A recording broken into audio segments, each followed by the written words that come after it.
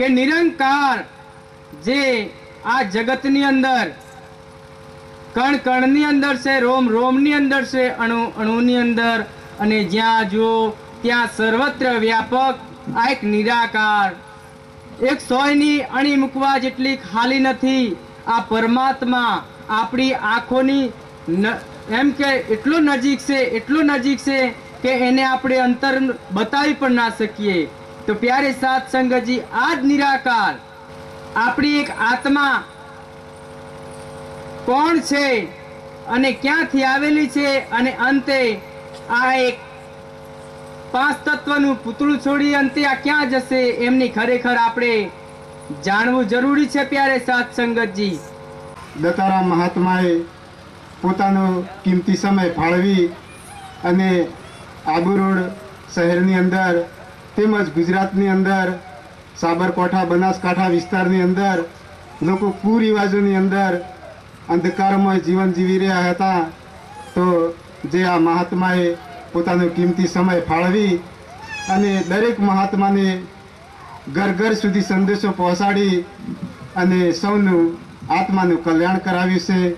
તો સાત સંગતજી, આવા ગુરુને આપણે ગમે એટલો ઉપકાર માનીએ છતાંય ઓછો પડે છે.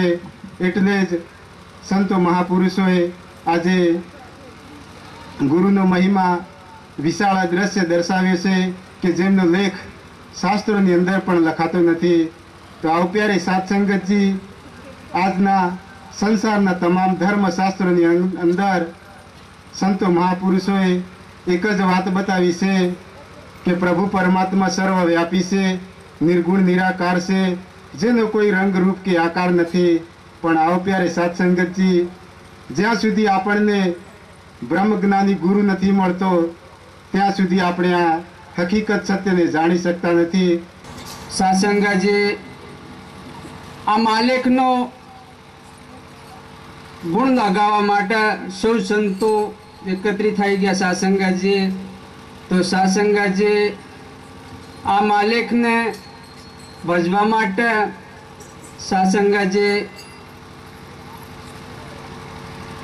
બ્રહ્મજ્ઞાની સંતોનું સંગ કરવો પડે. સાસંગાજી, બ્રહ્મજ્ઞાની સંતોનો સંગ કરે ને આ બ્રહ્મજ્ઞાની સંતો સત્સંગ જોરા લેજો. સાસંગાજી, સત્સંગમાં મહાપુરુષો આવી મહાપુરુષોનો શરણ ધૂળ લ્યો તો સાસંગાજી આપણો શરીરનો મેળ ઉતરે. સાસંગાજી, પ્યારી સાસંગજી, જે દત્તારામ મહાત્માજી છે એ અમદાવાદથી એ કોના બદલે આવે છે કે આપણું જે જીવન છે એ આપણા માટે સુખી કરવા આવે છે. પ્યારી સારસંગજી, તો પ્યારી સારસંગજી, આપણે ખરેખર દત્તારામ આપણે મહાત્માજી જો નહીં હોત તો આપણી જે જિંદગી છે એ બહુ બેકાર પડત. આટલી ઓળખાણ કોઈ ન કરાવી શકો.